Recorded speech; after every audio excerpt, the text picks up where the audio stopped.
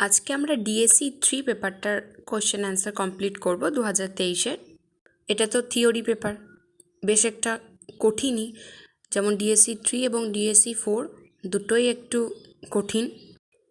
আর এই পেপার দুটি এমনই যে বানিয়ে লিখব বলে সেটা কিন্তু লেখা যাবে না।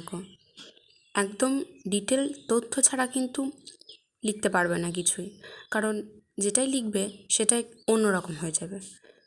আর যাদের কথাগুলো লিখবে, কে কী বলেছিলেন, সেটা তো তাদের সেই কথাগুলোকে একদম মুখস্থ করে নিয়ে তবেই লিখতে হবে। তাই এই পেপারগুলোতে বানিয়ে লেখাটা একটু মুশকিলই। প্রথম প্রশ্ন দেখো, who is the author of the book of grammatology? The author of grammatology is Jacques Derrida. দেরিদার নাম আমরা কোথায় পাই না, পোস্ট স্ট্রাকচারালিজমে। তার থিওরি হচ্ছে ডিকনস্ট্রাকশন। এই অ্যান্সারের পাশাপাশি আমি এগুলো একটু বলে দিচ্ছি যাতে তোমাদের সেগুলো আরও একটু মনে থাকে এবং আরও জিনিসটা ভালোভাবে মনে পড়ে। What is the significance of the notion hybridity in post colonial theory? Hybrid কথার অর্থ আমরা বাংলায় যেটাকে বলি সংকর, অর্থাৎ দুটো জিনিসের সংমিশ্রণ। হাইব্রিডিটি এটা আমরা পোস্ট কলোনিয়াল থিওরি হোমিকে ভাবা তার থিওরিতে কিন্তু দেখতে পাই। তার থিওরির মেন কনসেপ্ট হচ্ছে hybridity, mimicry, ambivalence, third space. অ্যান্সারটা দেখো, in post colonial theory hybridity refers to the mixing of cultures, identities and experiences as a result of colonialism. It challenges the idea of pure, authentic cultures and recognizes the complex, fluid nature of identity in post-colonial context. It can be a source of strength and resistance, but also a site of conflict and tension. এই ছবিটা থেকেই কিন্তু তোমরা অর্ধেকটা জিনিস বুঝে নিতে পারবে এবং এটাতেই অনেক কিছু প্রমাণ করা যাবে। যেখানে মাঝখানের জায়গাটা আমি হাইলাইট করেছি, সেই জায়গাটা হচ্ছে হাইব্রিড, অর্থাৎ সেখানে নেটিভ কালচার এবং কলোনিয়াল যে কালচার দুটোর মিক্সড। সেই ওই একই জায়গা যেটা হোমিকে ভাবা বলেছে থার্ড স্পেস বা ইন বিটুইননেস, অর্থাৎ যারা কলোনাইজার এবং যারা কলোনাইজড দুজনের কালচার, দুজনের মাঝখানে যে সংমিশ্রণ, সেইটা হচ্ছে হাইব্রিড অঞ্চল। কারণ আমরা তাদের মতনই পুরোটা হয়ে যায়নি, তাদের থেকে আমরা কিছুটা বড় করেছি এবং আমাদের নিজেদের কিছুটা সেখানে যোগ করে সেটা একটা আলাদা রকম কালচার তৈরি হয়েছে। সেই জায়গাটা হচ্ছে হাইব্রিড। নিশ্চয়ই তোমরা বুঝতে পেরেছো। এক্সামের খাতাতে বড় প্রশ্নতে যদি তোমরা এই ধরনের ছবি এঁকে সেটা ভালোভাবে বুঝিয়ে দাও, তাহলে কিন্তু তোমরা অনেক নাম্বার পাবে। কোশ্চেনের অ্যান্সারের সাথে আমি যতটা পারবো তোমাদেরকে বুঝিয়ে দেওয়ার চেষ্টা করব। নেক্সট কোয়েশ্চেনটা দেখো, what does Spivak mean by the term subaltern? স্পিভ্যাকের মেন ইন্টারেস্ট ছিল literary criticism, feminism, Marxism, post colonial theory. তার বিখ্যাত এসের নাম তোমরা প্রত্যেকেই জানো, ক্যান দ্য সাবঅল্টার্ন স্পিক, 1985-এ। স্পিভ্যাকের ট্রান্সলেটেড স্টাডি তোমরা পড়েছ দ্রৌপদী মহাশ্বেতা দেবীর, সেখানেও কিন্তু তিনি সাবঅল্টার্নদের কথাই বলেছেন। সেখানেও সাবঅল্টার্ন সম্পর্কে তিনি কি বলতে চেয়েছেন সেটা তোমরা আগের সেমিস্টারে পড়ে এসছো। সাবঅল্টার্ন পিপল বলতে মার্জিনালাইজড, অর্থাৎ যারা সবসময়ই ক্লাস ডিভিশনটা যদি তোমরা ত্রিভুজের মতন ধরো, তাহলে কিন্তু একদম নিচে তোমরা সেই সাবঅল্টার্ন পিপলদেরকে দেখতে পাবে, যাদের জন্য আমরা বেঁচে আছি। সেই সাবঅল্টার্ন পিপলদেরকে নিয়ে একমাত্র মহাশ্বেতা দেবী লিখেছিলেন। অন্যান্য লেখকেরাও বা লেখিকারাও লিখেছিলেন, কিন্তু মহাশ্বেতা দেবী সেই জায়গাটা ডাইরেক্টলি লিখেছিলেন। অন্যান্যরা হয়তো ইনডাইরেক্টলি বোঝাতে চেয়েছে সেই জায়গাটা, কিন্তু তিনি ডাইরেক্টলি সেটা লিখে দেখিয়েছেন। তাই স্পিভ্যাকও তাদেরকে নিয়ে লেখার আরও বেশি উৎসাহ দেখিয়েছেন, তিনিও তাদেরকে নিয়েই লিখেছেন। এগুলো ডিটেলসে বোঝাতে গেলে আমাকে তাহলে আলাদা করে একটা ভিডিও বানাতে হবে।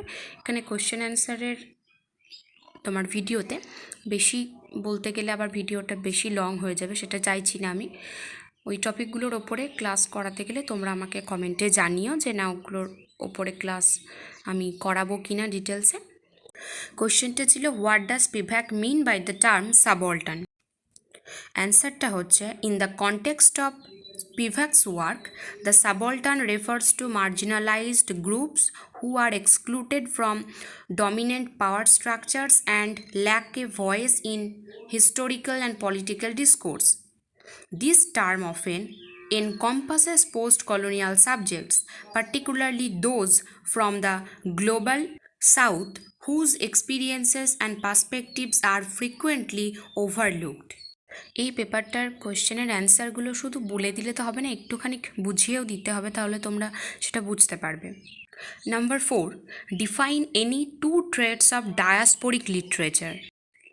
তোমরা এই থিওরির যেগুলো কনসেপ্ট আছে সেগুলো পড়ার জন্য কিন্তু তোমরা অনেক বই পাওয়া যায়, কিন্তু তাহলেও যেটা পিটার বেরির বিগিনিং থিওরি সেটা কিন্তু ভাষাগুলো খুবই সহজ, সেখানে পড়লে তোমরা একদম ইজিলি সেখানকার কনসেপ্টটা বুঝতে পারবে। আর একটা আছে পিকে নায়ারের বই, সেটা পিটার বেরির তুলনায় একটু হার্ড ভাষাগুলো, কিন্তু দুটো বই তোমরা রাখতে পারো, দুটো বই তোমরা ঘেঁটে দেখতে পারো। পিটার বেরির বইটা কিন্তু খুবই সহজ, মার্কসিজমটাও ওখানে খুব সুন্দরভাবেই দেওয়া আছে পিটার বেরিতে। ট্রেটস মানে হচ্ছে বৈশিষ্ট্য বা গুণাবলী, আর ডায়াসপোরিক লিটারেচার মানে হচ্ছে প্রবাসী লিটারেচার। অর্থাৎ কোনো একজন লেখক তার হোমল্যান্ড, ধরো ইন্ডিয়া, সেখানে কোনো একজন লেখক জন্মগ্রহণ করেছেন এবং তিনি পরবর্তীকালে আমেরিকা কিংবা ইউকেতে গিয়ে সেখানে আবার তার জীবনযাপন শুরু করেছে। তো তিনি যদি সেখানে বসে ইন্ডিয়া সম্পর্কে কোনো নভেল লেখেন, সেটা কিন্তু তার ডায়াসপোরিক নভেল, কারণ তিনি দুটো কালচারকেই জানলেন এবং সেই কালচার সম্পর্কে তিনি অবগত রইলেন। 2 traits of diasporic literature are nostalgia and displacement. Diasporic literature often explores themes of longing for a lost homeland and the feeling of being displaced or unhomed in a new culture. Hybrid identity.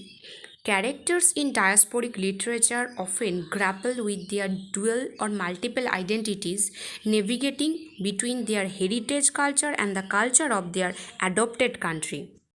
দুটো বৈশিষ্ট্য হলো তাহলে, একটা হচ্ছে nostalgia আর একটা হচ্ছে displacement. এই nostalgia displacement এই নিয়ে আগের সেমিস্টারেই তোমরা একটা শর্ট স্টোরি পড়েছো, আলমস ওন হাউস। সে প্রথমে ইন্ডিয়াতে থাকতে শুরু করলো কলকাতাতে, তারপর তার বাবা মারা যাওয়ার পর সে আবার বাংলাদেশ চলে গেল। তাহলে সেখানে যখন আবার পরবর্তীকালে তিনি কলকাতায় ফিরে আসছেন, তখন তার মেমোরিতে যে নস্টালজিয়া আর ডিসপ্লেসমেন্ট, এক জায়গা থেকে অন্য জায়গায় যাওয়া, অর্থাৎ নিজের হোমল্যান্ড থেকে একটা নিউ কান্ট্রিতে, একটা নিউ কালচারে গিয়ে প্রবেশ করা। যে কান্ট্রিতে তিনি বা তারা যাচ্ছেন, সেই কান্ট্রির যে কালচার সেটাকেও তাদের আবার অ্যাডপ্ট করতে হচ্ছে, সেই হেরিটেজের নিজেদের আইডেন্টিটি তৈরি করার জন্য। এটা তাহলে একটা হাইব্রিড আইডেন্টিটি তৈরি হলো। এই হাইব্রিড আইডেন্টিটি এই জায়গাটুকু না লিখলেও চলবে, শুধুমাত্র 2 ট্রেটস অফ ডায়াসপোরিক লিটারেচারের শুধু নস্টালজিয়া আর ডিসপ্লেসমেন্ট, সেটা সম্পর্কে ওইটুকু লিখে একটা উদাহরণ যদি দিতে পারো তাহলে ভালো, আর না যদি নাও লেখো তাতেও কোনো অসুবিধা নেই। আবার তোমরা এই সেমিস্টারেই একটা নভেল পড়ছো, সেটা হচ্ছে Haroun and the sea of story, Salman রাশদির। তিনিও কিন্তু বিদেশে গিয়ে এই নভেলটা লিখছেন। এটা কিন্তু একটা ডায়াসপোরিক লিটারেচার। নেক্সট কোয়েশ্চেন দেখো, briefly discuss Althusser's definition of ideological state apparatus. Louis Althusser ছিলেন কিন্তু একজন মার্কসিস্ট। তার এই ইডিওলজিক্যাল স্টেট অ্যাপারেটাস, অর্থাৎ তার শর্ট ফর্ম হচ্ছে ISA, এটার ফুল ফর্মও তোমাদেরকে কিন্তু এক্সামে দিতে পারে। Louis Althusser's ideological state apparatus or ISA refers to institutions like schools, family, media, and religion that shape individuals' beliefs and values to maintain the existing social order. State apparatus অর্থাৎ যেটা স্টেটের হাতে থাকে, যেমন স্কুলস, ফ্যামিলি, মিডিয়া, যেটা state control করে। আলথুজারের আরেকটা যেটা আছে সেটা হচ্ছে তোমার RSA। এটা আমি এখানে লিখে দিয়েছি, এটা এখানে তো লেখার দরকার নেই, কারণ শুধু ISA এটা জানতে চেয়েছে। যদি RSAটাও কখনো ফুল ফর্ম জানতে চাই বা সেটা সম্পর্কে জানতে চাই, তখন এটা লিখে দেবে। তার মধ্যে পড়ছে পুলিশ, আর্মি, আরও অনেক উদাহরণ আছে, প্রিজনস, ল কোর্টস। আলথুজারের এই ইডিওলজি নিয়ে কিন্তু 5 মার্কসের প্রশ্ন আসে, তাই তোমরা ইডিওলজির এই কনসেপ্টটা লুইস আলথুজারের এটা কিন্তু ভালো করে করে রাখবে। ইডিওলজির মধ্যেই কিন্তু আইএসএ আরএসএ পড়ছে, সেগুলো সম্পর্কে নিয়েও লিখলে নোটটা একটু বড় হবে, 5 মার্কসের জন্য একদম ঠিকঠাক হবে। নেক্সট হচ্ছে define precisely the concepts of base and superstructure in the light off Marxist Literary criticism. এই বেস এবং সুপারস্ট্রাকচার নিয়ে কিন্তু 5 মার্কসেরও প্রশ্ন এসছে, তোমরা প্রিভিয়াস ইয়ারেরগুলো ফলো করলে দেখতে পাবে সেখানে।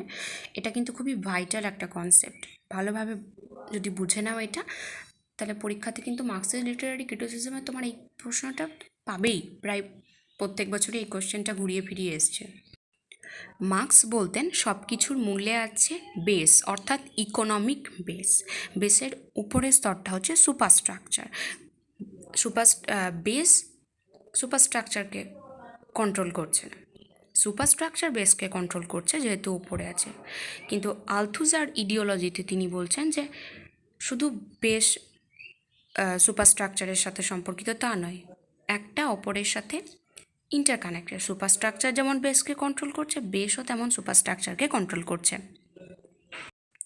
এটাও যদি তোমরা একটা ত্রিভুজের মাধ্যমে একে এটা বুঝিয়ে দাও ভালোভাবে, তাহলে কিন্তু যিনি এক্সামিনার খাতার যখন দেখবেন তিনি, তার কিন্তু খুবই ভালো লাগবে যে না তোমরা কনসেপ্টটা বুঝতে পেরেছ। In Marxist literary criticism, the base refers to the means of production, distribution, and exchange. The superstructure refers to the cultural world of ideas, art, religion, law, and so on. Marxist argues that the base shapes the superstructure, meaning that economic factors influence cultural and ideological expressions. এই base এবং সুপারস্ট্রাকচারের যে সংজ্ঞাটা বা ডেফিনেশনটা, সেটা কিন্তু আমি Peter বেরির বই থেকে নিয়ে লিখেছি, কারণ সেই ভাষাটা আমার সহজ লেগেছে, তাই আমি তোমাদের সাথেও সেটা শেয়ার করেছি। বেস হচ্ছে যেখান থেকে জিনিসটা তৈরি হলো, তারপর প্রোডাকশন, ডিস্ট্রিবিউশন, তারপর সেটা এক্সচেঞ্জ। আর সুপারস্ট্রাকচার তার উপরে সে সবটা কন্ট্রোল করছে, পুরো কালচারাল ওয়ার্ল্ড, রিলিজিয়ান, ল, আর্ট, সমস্তটাই। What is dialectics according to Marxist theory? In Marxist theory, dialectics refers to the process of change and development through the interaction of opposing forces. It involves the idea that contradictions within society drive historical progress, leading to new social formations. Dialectics অর্থাৎ দ্বন্দ্ব সম্পর্কিত, এটা হচ্ছে একটা process যেখানে change এবং development আনা হয় থ্রু ইন্টারাকশন অপোজিং ফোর্সেসের জন্য। Next, mention one major difference between langue and parole. A major difference between Lang and Parole, as defined by Ferdinand de Saussure, is that Lang is the abstract system of rules and conventions of a language, while Parole is the concrete act of speaking or writing in that language.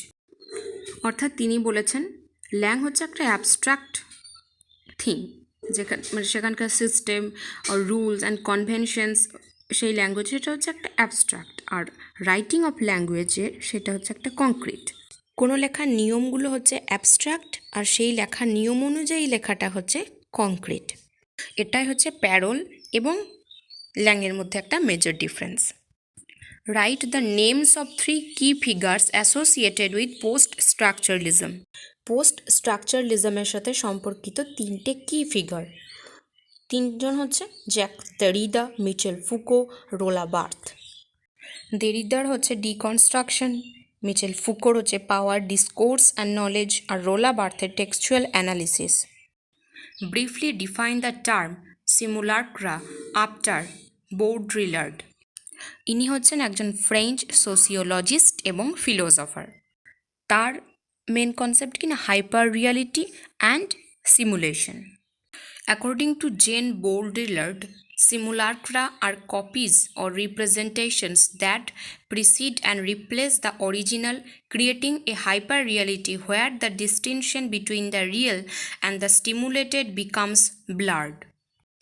সিমুলাক্রা হচ্ছে একটা copy of representation, যেখানে কোনো original জিনিসের পরিবর্তে আমি সেই জিনিসটা হয়তো সেখানে নেই, অথচ সেটা আমি সেখানে ব্যবহার করলাম, সেটা সেখানে দেখালাম, তখন সেটা হাইপার রিয়ালিটি হয়ে যাবে। এটাই বলতে চেয়েছে। হু is the post structuralist philosopher associated with the concept of difference? Post structuralist philosopher যেহেতু বলেছে, সে জন্য এখানে নাম হবে জ্যাক দেরিদা।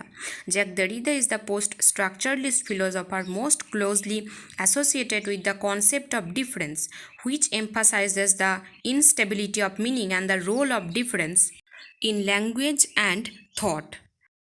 এখানে অথরটা না লিখলেও চলবে, শুধু জানতে চেয়েছে কে, তাই তার নামটা লিখলেই হবে। Define the term ecriture feminine. তোমাদের জেনে রাখার জন্য আমি এই পয়েন্টগুলো দিয়েছি, এগুলো লেখার দরকার নেই। এই টার্মটা কে কয়েন করেছিল না এলেন সিক্সু। তার সে হচ্ছে একজন লিটারারি থিওরিস্ট এলেন সিক্সু। তার এসে 1975-এ দ্য লাফ অফ দ্য মেডিউসা, সেখানেই তিনি এই টার্মটা কিন্তু প্রথম ইউজ করেছিলেন। এই ইকৃতুর ফেমিনিন কী করে না, which examines the relationship between the cultural and psychological inscription of the female body and female difference in language and text. এর ডেফিনেশনটা আমরা একটু দেখে নিই। Ekritur feminine, meaning women's writing, is a literary theory that emphasizes the unique experiences and perspectives of women in writing. It challenges traditional male-dominated literary forms and seeks to create a more authentic and expressive voice for women. এই ekritur feminine challenge করছে mail dominated Literary ফর্মসকে। উইমেনদের জন্য কারা লিখছে না mail লিখছে, সেই কনসেপ্টটাকে challenge করছে যে উইমেনদের জন্য উইমেনরা লিখতে পারবে, উইমেনদের কী ফিলিংস কোন টাইমে সেটা একজন মেল কীভাবে বুঝতে পারবে, সেটা তো একজন উইমেনই ভালো সেটা তার রাইটিংয়ের মাধ্যমে প্রকাশ করতে পারবে। Who is the feminist critic known for her book the second sex? Simone de Beauvoir is the feminist critic known for her book the second sex. বেশি লেখার দরকার নেই, শুধু কে জানতে চেয়েছে ওইটুকু লিখলে 2 marks. Explain the term androgyny in the context of feminist literary criticism. In feminist literary criticism, androgyny refers to the blending or merging of traditionally masculine and feminine traits or characteristics. It challenges rigid gender roles and explores the possibility of a more balanced and integrated sense of self. এক কথায় বলতে গেলে, it refers to the combination of male and female characteristics. Virginia Woolf introduced the concept of androgyny into feminist discourse in the last chapter of A Room of One's Own. সেখানে তিনি বলছেন বডিটা সেক্সের দিক থেকে 2 রকম হতে পারে, কিন্তু মাইন্ডের দিক থেকে কিন্তু একই রকম। What is black feminism? Black feminism is a school of thought that argues that sexism, class oppression, and racism are inextricably bound together. The way these concepts relate to each other is called intersectionality. Black feminists argue that the experience of being a black woman cannot be understood in terms of being black or a woman alone, but must include interactions of the two. DSE-3 তাহলে একটা ইয়ারের আমাদের complete হয়ে গেল, বাকি ইয়ারেরগুলো আমরা complete করে নেব।